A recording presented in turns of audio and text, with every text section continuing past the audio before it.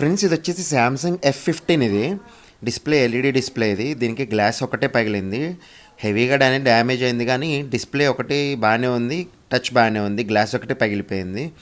ఈ ఫోన్ అనేది మనం డిస్ప్లే అనేది బాడీలో నుంచి రిమూవ్ చేస్తున్నాను చూడండి. ఇలా రిమూవ్ చేసిన డిస్ప్లేని నేను గ్లాస్ అనేది సపరేట్ చేస్తున్నాను. ఈ గ్లాస్ అనేది సపరేట్ అయిపోయిన తర్వాతకి గమ్ అంతా కూడా క్లీన్ చేస్తాను.